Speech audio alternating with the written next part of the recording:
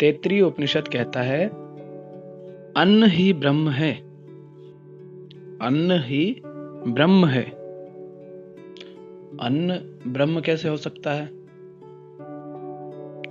क्या अन्न के बिना तुम हो सकते हो? तुम अगर अन्न के बिना नहीं हो सकते तो अन्न क्यों नहीं ब्रह्म हो सकता? क्या तुम्हारा ये शरीर बिना अन्न के जीवित रह सकता है? और अगर शरीर जीवित नहीं रह सकता अन्न के बिना, तो तुम क्या रह सकते हो? तुम इस शरीर के माध्यम से ही तो सब कुछ क्रियाएं कर रहे हो, किंतु शरीर अन्न के बिना तो नहीं हो सकता ना। और शरीर नहीं हो सकता तो तुम कैसे कोई क्रिया कर पाओगे? तो इस संसार में तुम कोई भी क्रिया कर सको उसके लिए शरीर का होना आवश्यक है। ब्रह्म निर्गुण है, निराकार है, असीम है। आंखों से देखा नहीं जा सकता, कानों से सुन नहीं सकते, वाणी उसका वर्णन नहीं कर सकती, किंतु जब उसे भी इस संसार में विचरण करना है, उसे भी क्रियाएं करनी है, तो सगुण रूप में ये शरीर के रूप में वो क्रियाएं करता है। किंतु शरीर तो अन्न के बिना हो ही नहीं सकता। तो अन्न ब्रह्म क्यों नहीं हो सकता? आप जरा सोचिए, जब आप छोटे थे, 2 साल के मान लो, या पैदा ही हुए हो अभी, तब आपका शरीर होगा 2 किलो 2.5 किलो का। तो वहां से लेकर आज तक ये जो 50 60 70 किलो का तुम्हारा शरीर है, ये कहां से आया? ये तुम्हारे नाखून, ये तुम्हारी उंगलियां, ये बाल, ये खाल, ये रक्त, ये हड्डियां, ये मांस, ये आसमान से तो नहीं आया। पहले तुम्हारी उंगलियां छोटी थी, ये इतनी बड़ी कैसे हो गई? तुम्हारा शरीर इतना छोटा था, ये इतना भारी कैसे हो गया? कहां से आया? ये उसी से तो बना है ना जो तुमने खाया या पिया है। तो अन्न माने वो, अन्न का अर्थ क्या हुआ? वो सब जिसका तुम भोग करते हो। अन्न माने वो सब कुछ जिसका तुम अपनी इंद्रियों के द्वारा भोग करते हो। तो जो तुम ग्रहण करते हो, जो तुम भोग करते हो, उस अन्न के बिना क्या तुम्हारा ये शरीर हो सकता है? और अगर शरीर नहीं हो सकता तो क्या इस शरीर के बिना तुम हो सकते हो, कोई क्रिया कर सकते हो? तो ब्रह्म क्या हुआ? अन्न ही ब्रह्म है। उसी अन्न से तुम्हारा शरीर बना है, तुम्हारे बाल बने हैं, तुम्हारे हाथ पैर, आंख नाक कान, सब कुछ उसी अन्न से बना है। किंतु जब तुम अन्न को ग्रहण करते हो तो अन्न के प्रति तो तुम्हारा कोई भी सम्मान नहीं होता। तुम अन्न का तो कोई सम्मान नहीं करते। क्या कभी अन्न के सामने झुककर तुमने उसे प्रणाम किया? क्या कभी उसे परमात्मा मानकर उसे ग्रहण किया? जब तक तुम्हारे पास पानी की कमी नहीं है, तब तक तुम पानी का सम्मान नहीं करते, उसे व्यर्थ कर देते हो, बर्बाद कर देते हो। किंतु जब तुम्हें जोर की प्यास लगी हो और तुम्हें आसपास कहीं भी पानी नहीं मिल रहा हो, आसपास बिल्कुल रेगिस्तान है, क्या तब तुम कह सकोगे? क्या तब तुम पानी के अतिरिक्त किसी और चीज की मांग कर सकोगे? तो उस वक्त तुम्हारे लिए ब्रह्म क्या हुआ? पानी ही, जल ही तुम्हारे लिए ब्रह्म हो गया। क्योंकि प्राण का आधार वही है तुम्हारे लिए, वरना तुम्हारा गला सूख जाएगा। अन्न नहीं खाओगे तो शरीर अपने आप सूखने लगेगा। शरीर का अस्तित्व हो नहीं सकता जब तक शरीर को अन्न ना मिले। पर ये तो फिर ऐसा भी हो सकता है कि तुम क्या खाते हो? अन्न। अन्न को खाकर तुम बने हो, और उसी अन्न को अगर कोई जानवर खा ले, उससे बचपन से उस जानवर को भी वही अन्न खिलाया जाए जो तुम खा रहे हो, तो इसका अर्थ क्या हुआ? कि फिर तो वो जानवर भी ब्रह्म हो गया, अन्न भी ब्रह्म हो गया। अन्न से ही तुम बने हो तो तुम भी ब्रह्म, और अन्न से ही वो जानवर जी रहा है तो जानवर भी ब्रह्म हो गया। तो तुम में, अन्न में और जानवर में तो कोई अंतर ही नहीं रहा। जानवर कहां से आया? जानवर भी तो उसी अन्न से आया ना जिससे तुम आए हो, जिससे तुम जीवित हो। उसी जल से, उसी अन्न से वो जानवर भी जीवित है, तो उसमें और तुम में भेद कैसे हुआ? भेद बस बाहरी आकार का है, बाहरी रूप का है। जैसे थोड़ी देर पहले वो जो अन्न था, वो जो गेहूं का दाना था, थोड़ी देर पहले वो गेहूं का दाना था, और जब उसका तुमने आटा बनाया, उसको पीसा तो आटा बन गया, और आटा बन के जब रोटी बनाई तो रोटी बन गई, और रोटी को जब तुमने खा लिया तो वो गेहूं अब एक शरीर बन गया। और उसी अन्न से ऊर्जा जो प्राप्त होती है, उसी के माध्यम से तुम क्रियाएं करते हो। बिना ऊर्जा के तो तुम कोई काम भी नहीं कर सकते हो। तुम भूखे प्यासे पड़े हो, कुछ कर पाओगे क्या? नहीं कर पाओगे। तो वो जो कुछ क्रिया करने की तुम्हें शक्ति मिलती है, वो कहां से आई? वो भी तो उसी अन्न से आई जो तुमने ग्रहण किया। तो यहाँ तो हर चीज के सिर्फ रूप बदल रहे हैं। मिट्टी, अब थोड़ा और पीछे जाओ, अन्न कहां से आया? मिट्टी से, क्योंकि मिट्टी में तो तुमने एक बीज डाला था, और उस बीज से एक पौधा निकला। वो पौधा, उसमें बहुत सारे दाने निकले, और ये पौधा कहां से आया?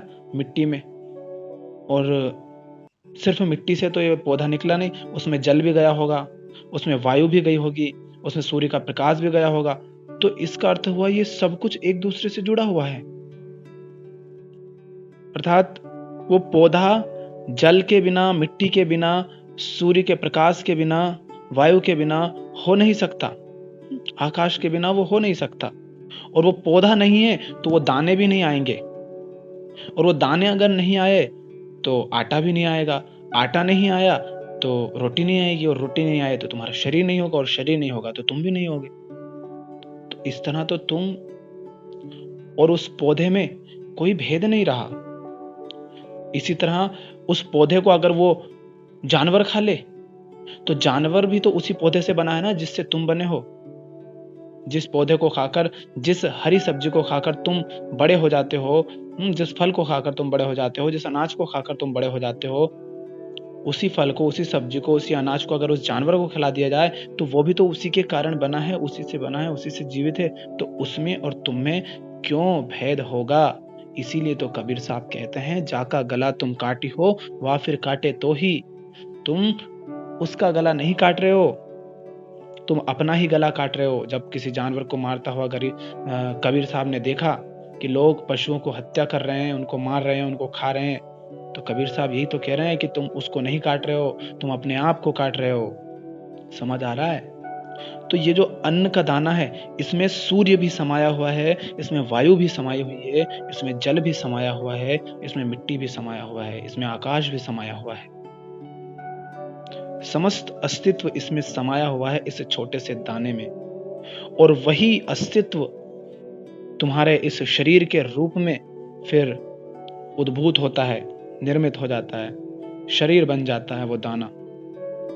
थोड़ा और पीछे जाते हैं। ठीक है, मान लेते हैं कि हमारा ये जो शरीर है ये बना है अन्न से, किंतु जब हमारा जन्म होता है तब तो हम बहुत छोटे होते हैं। तो पहले तो हम आ चुके थे ना, एक छोटा सा शरीर लेकर तो आए थे कम से कम हम। वो कहाँ से आया? तो वो आया आपकी माँ के शरीर से। और आपकी माँ के शरीर और उस शरीर के अंदर जो कुछ भी है, वो तो उसी सब से मिलकर बना है ना, जो उन्होंने ग्रहण किया है, जो उन्होंने भोगा है। तो एक शरीर से वही तो उत्पन्न हो सकता है ना, जो उस शरीर से संबंधित ही है। जल से तुम जल के अतिरिक्त और कुछ तो नहीं निकाल सकते ना। तो माँ का शरीर अगर पहले से ही अन्न से बना हुआ है, और अन्न ही है, तो उससे जो उत्पन्न होगा, क्या वो अन्न से भिन्न हो सकता है? नहीं। तो इस प्रक्रिया में तुम जितना पीछे जाओगे, चाहे पीछे चले जाओ, चाहे आगे चले जाओ, तुम पाओगे कि कहीं पर भी कोई भेद नहीं है। इसीलिए तुमसे कहा जाता है कि तुम क्या खा रहे हो, जरा इस पर ध्यान तो दो। तुम क्या देख रहे हो, तुम किन की संगत कर रहे हो, तुम क्या पी रहे हो, तुम कैसे जी रहे हो, इस पर ध्यान तो दो। क्योंकि जो भी तुम क्रियाएं कर रहे हो, जो भी खा पी रहे हो, भोग रहे हो, वही सब तुम बन जाते हो। तुम मांस अगर खा रहे हो तो उसी के अनुरूप तुम्हारा शरीर का निर्माण होगा, उसी के अनुसार तुम्हारी बुद्धि होगी, तुम्हारे विचार होंगे। किसी को मारकर अगर खा रहे हो, किसी की जान लेकर के खा रहे हो, तो तुम्हारा जो शरीर होगा, तुम्हारा जो मन होगा, बुद्धि होगी, वो सब हिंसक ही रहेंगे। क्योंकि ये शरीर क्या है?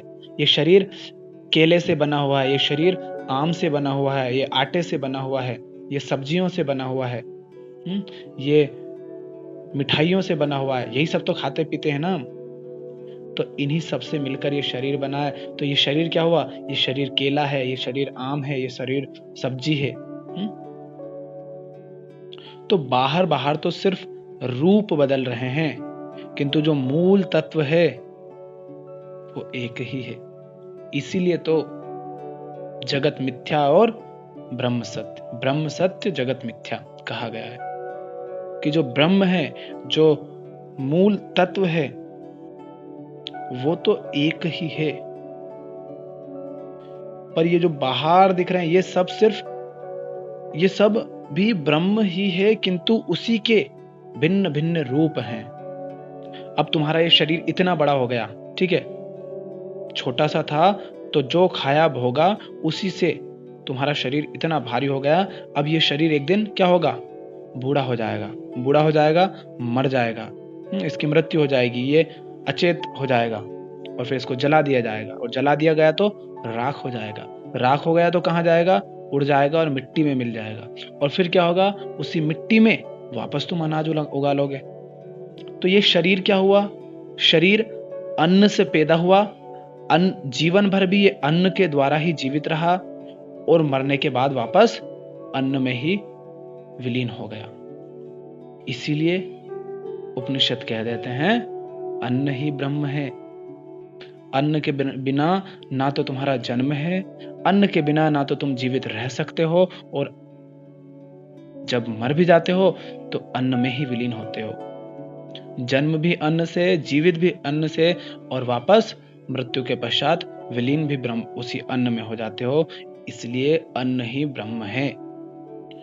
तो जो कुछ भी है उसमें कोई भेद नहीं है, बस हमारी इंद्रियां उसे देख नहीं पाती, उसे जान नहीं पाती।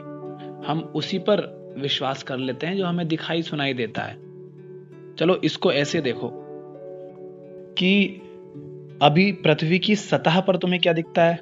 तुम्हें पत्थर दिखते हैं, रेत दिखती है, घर दिखते हैं, पेड़ दिखते हैं, जानवर दिखते हैं, इंसान दिखते हैं, गाड़ी घोड़ा, ना जाने क्या क्या, इतनी सारी चीजें अलग अलग दिखती है, कदम कदम पर अलग अलग चीजें।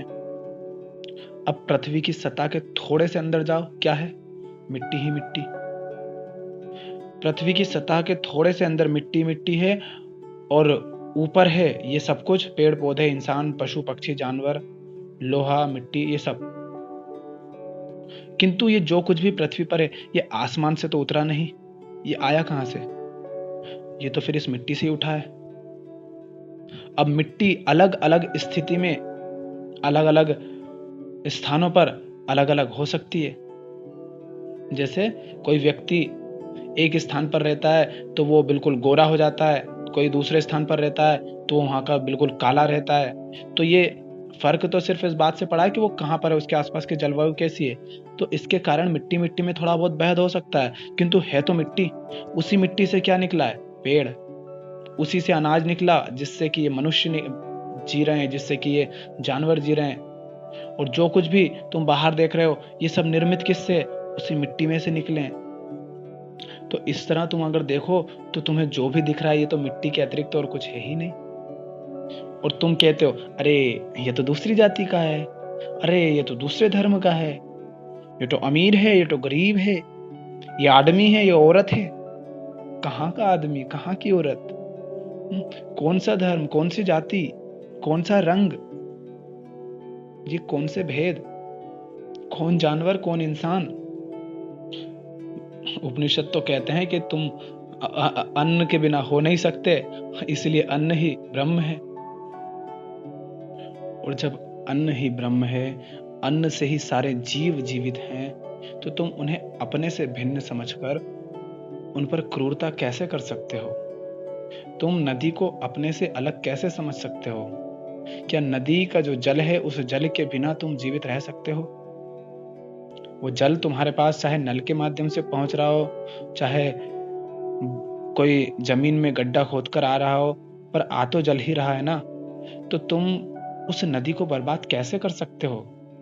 क्यों नहीं उसे माता कहकर उसको पूजते, पूजते माने उसकी देखभाल करते, उसको साफ सुथरा रखते। क्योंकि वो जल जब तुम्हारे शरीर में जाता है तो तुम्हारा शरीर ही हो जाता है। जो आवश्यक तत्व हैं उतना तुम्हारा शरीर उसमें से ग्रहण कर लेता है।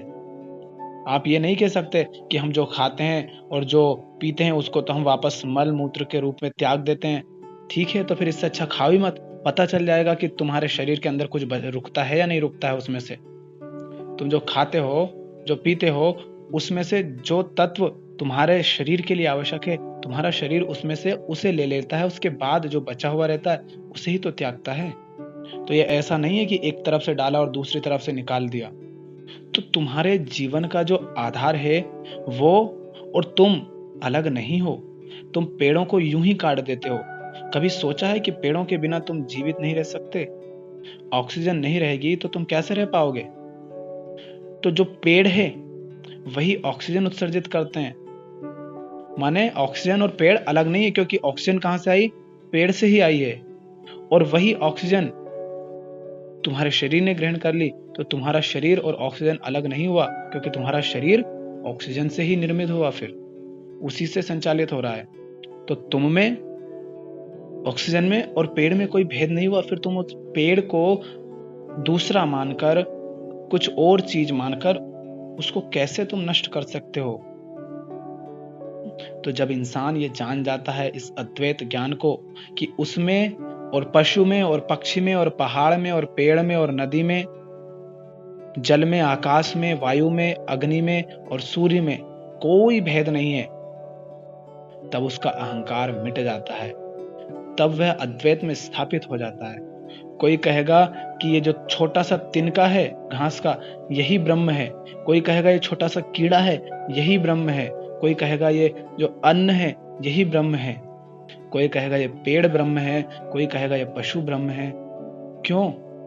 क्योंकि कुछ भी अलग नहीं है। जो भी है वो उसी का एक रूप है, रूप मात्र है। जैसे तुम शक्कर को अगर चाय में डाल दो तो शक्कर क्या हो गई? चाय हो गई। शक्कर को तुम अगर जलेबी में डाल दो तो शक्कर अब जलेबी हो गई। उसको किसी और मिठाई में डाल दिया तो वो शक्कर कुछ और हो जाएगी। तो शक्कर क्या कर रही है? क्या शक्कर अलग है? नहीं, शक्कर ही अलग अलग रूप ग्रहण कर रही है। पर क्या चाय से तुम शक्कर को निकाल दो तो क्या वो चाय रह जाएगी? क्या जलेबी से शक्कर को निकाल दो, क्या उसमें मिठास रह जाएगी? शरबत से शक्कर निकाल दो तो उसमें मिठास नहीं बचेगी। जो मीठा है ही नहीं, फिर तुम उसे शक्कर नहीं कहोगे, उसको शरबत नहीं कहोगे। इसीलिए कहते हैं कि हर कण कण में वह समाया हुआ है, बस। और समाया हुआ ही नहीं है, हर कण कण ही वही है, पर वो अलग अलग दिखाई देते हैं हमारी इंद्रियों के कारण, क्योंकि उसने अलग अलग रूप ग्रहण कर लिए हैं। बस अगर अद्वैत ज्ञान हो जाए, जिसे अद्वैत का ज्ञान हो जाए, जो उस मूल तत्व को जान ले, वो जान जाएगा कि सब कुछ ब्रह्म ही है, द्वैत है ही नहीं। अगर अन्न ना हो, जल ना हो, वायु ना हो, सूर्य का प्रकाश ना हो, अग्नि ना हो, तो क्या किसी भी जीव का अस्तित्व हो सकता है? जिसके जीवन का आधार ही अन्न है, जल है, वायु है, सूर्य है, क्या वो सब हो सकते हैं? नहीं हो सकते। तो इसका अर्थ क्या हुआ कि जो अन्न है, जल है, वायु, अग्नि, आकाश है, वही पत्थर बन जाते हैं, वही पेड़ बन जाते हैं, वही ये शरीर बन जाते हैं।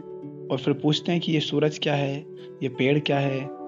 किंतु सूरज भी अपने आप में तो कुछ नहीं है, फिर वो भी गैसों से और अन्य चीजों से मिलकर के वो बना हुआ है। सूरज है तो उसके होने का भी कुछ ना कुछ उसके पीछे कारण है। जैसे शरीर है क्योंकि अन्न है, जल है, वायु है, इसी तरह अन्न भी कहीं से आया है, इसी तरह जल भी कहीं से आया है। तो इनके पीछे जाते जाओगे तो हर चीज के अंत में एक ही तत्व रहता है, पर जो रहता है उसे जाना नहीं जा सकता। क्यों? क्योंकि वहां तक जो पहुंच जाता है वो खुद नहीं बचता, जानने वाला ही मिट जाता है, क्योंकि वहां पर योग हो जाता है। योग माने दोनों एक ही हो जाते हैं, अद्वैत हो जाता है, दूसरा कोई बचता ही नहीं। तो जितने भी भेद दिखाई दे रहे हैं इनकी गहराई में जाओ, जानो क्या वास्तव में भिन्न है या बस दिखाई दे रहे हैं। और ये हमें दिखाई इसलिए देते हैं क्योंकि हमने इनको पहले से मान रखा है। तुम कभी किसी पेड़ को ध्यान से नहीं देखते, क्यों? क्योंकि तुमने मान रखा है अरे ये तो पेड़ ही तो है। तुम किसी पशु को ध्यान से देखते ही नहीं, ऐसा सोचते ही नहीं कि ये पहली बार देख रहा हूं। तुम उसे क्यों? क्योंकि तुम उसे पहले से जान रहे हो, अरे ये तो कुत्ता ही तो है। तो हर चीज को ऐसे देखो जैसे कि नई है, उसे जांचो, उसे परखो। ये क्या है? ये इतना अजीब सा, ये क्या है? ये हरा हरा दिख रहा है, इसमें इतने सारे क्या लटक रहे हैं, इनको पत्ता कहते हैं क्या? अच्छा ये हरे क्यों हैं? अच्छा इसमें ये एक और चीज क्या, फल जैसा, अच्छा इसको फल कहते हैं। कभी ऐसे आश्चर्य किया तुमने किसी पेड़ को देखकर? नहीं। क्यों? क्योंकि तुम्हें किसी किताब में पढ़ा दिया गया था कि देखो जो ऐसा ऐसा दिखता है ना उसको पेड़ कहते हैं, और जो ऐसा ऐसा दिखता है उसको हाथी कहते हैं। कभी जानने की कोशिश ही नहीं की कि जरा देखें तो ये क्या चीज है। तो कुछ भी मानकर मत बैठो कि ये है ये है ये है, क्योंकि तुमने रट रखा है सब कुछ। तो जो रट रखा है उसको हटाओ और जानो। हर चीज को देखो, परखो, समझो, जानो, खोजो। कभी इस बात पर हैरानी की है कि यार ये जमीन तो एक ही है, इस एक ही जमीन के अंदर से ये इतने सारे अलग अलग तरह के पेड़ कहां से आ रहे हैं? अब इसके पीछे जाओगे, कारण कुछ भी हो सकते हैं, पर कभी हैरानी की इस बात पर? नहीं की। तुम क्या, अरे पेड़ ही तो है। तुमने सारे पेड़ों को यूं ही कह दिया पेड़ है। अरे घास भी है, पेड़ भी है, कुछ छोटे हैं, कुछ बड़े हैं, कुछ चौड़े पत्ते वाले हैं, कुछ लंबे पत्ते वाले हैं, कुछ सूखे सूखे हैं, कुछ बड़े घने हैं, पर तुम सबको यूं ही मान बैठे हो। जरा उनके करीब जाओ, देखो कि ये गाय और शेर में इतना अंतर क्या है और क्यों है। ये गाय तो बड़ी मासूम लगती है, बड़ी भोली भाली, जैसे प्यार करती है, बिल्कुल भी हिंसा नहीं है इसमें, किसी को मारती नहीं। और ये शेर है एक, इसमें क्या है कि ये बिल्कुल खा ही जाता है जिसको देखता है उसे। गाय के और शेर के स्वभाव में इतना अंतर क्यों है? कभी जाना है? कभी इस पर ध्यान दिया, कभी इस पर गौर किया? नहीं करते हो। तो देखो तो तब समझ आएगी बातें कुछ। यूं ही थोड़ी ना सुनते रहो रटते रहो, ऐसे नहीं करना है, जानना है। इसीलिए तो ऋषियों ने कह दिया अन्न ही ब्रह्म है। क्यों? क्योंकि कुछ जानना उसके बाद ही तो कहा है ना। यूं ही थोड़ी ना कोई पेड़ के सामने सर झुका देता है, उसी को ईश्वर मान लेता है। यूं ही थोड़ी ना किसी ने नदी को माता कह दिया होगा, यूं ही किसी ने गाय को माता नहीं कह दिया होगा। कुछ तो वजह रही होगी ना कि उन्होंने पर्वत को परमात्मा कह दिया। कुछ जाना होगा उन्होंने, कुछ समझ आया होगा, तभी कहा है। क्या समझ आया? जो तुम्हें सत्य के करीब लाए वह ब्रह्म ही है। जो तुम्हें सत्य के करीब लाए वो ब्रह्म ही है। तुम दौड़े दौड़े जा रहे हो किसी गुरु के पास, क्यों? ब्रह्म ज्ञान लेने के लिए। और तुम 2 दिन से दौड़े जा रहे हो, रास्ते में कोई गांव नहीं आया, और तुम भूखे प्यासे हो, और रास्ते में तुम्हें कोई मिल जाए और वो तुम्हें भोजन करा दे, तुम्हारी सांस में सांस आती है, तुम्हारे शरीर में बल आता है, और तुम दौड़े दौड़े जाओ, और थोड़ी देर बाद गुरु मिल जाए और तुम पूछो गुरु ब्रह्म क्या है? तो गुरु कहेगा वो जो तू अभी खा के आया ना वही ब्रह्म है। क्योंकि बेटा अगर तू वो नहीं खाता तो तू मुझ तक पहुंच ही नहीं पाता, वहीं पे पड़ा रहता, तेरा अस्तित्व ही नहीं था उसके बिना। तो क्यों? क्योंकि तू सत्य की खोज में आया है मुझ तक, किंतु तुझे मुझ तक लाया कौन? वो अन्न, वो जल। अगर वो ना होता तो तू क्या मुझ तक पहुंच सकता था? नहीं। तो सत्य तक तू पहुंच सका उस अन्न के कारण, उस जल की सहायता से, तो वही ब्रह्म हुआ तेरे लिए। क्योंकि वो जो विशुद्ध सत्य है उसे तो तू जान नहीं सकता। उसे तो देख नहीं सकता, उसे सुन नहीं सकता, उसकी कल्पना नहीं कर सकता। तो फिर भी तू उसकी खोज में यहां तक पहुंचा, किसके कारण? जिसके कारण तू यहां तक पहुंचा है, जो तुझे सत्य के करीब लाया है, वही ब्रह्म है। तूने घर छोड़ा, तूने कपड़े छोड़ दिए, तूने संबंध छोड़ दिए, तूने दुनिया को छोड़ दिया, सब कुछ छोड़ दिया। उनके बिना भी तू था, किंतु उस जल के बिना तू नहीं था ना, उस अन्न के बिना तू नहीं था ना। अगर वो तेरा साथ ना दे तो तू यहां तक नहीं आ पाता ना। तो जो अंतिम है इस संसार में भी, जो ऊंचे से ऊंचा है, वही सत्य है, वही ब्रह्म है। उसी को सत्य मान। तो इस तरह उस सत्य के खोजी के लिए ब्रह्म क्या हो गया? अन्न हो गया, और उसने अन्न को ही फिर ब्रह्म कह दिया।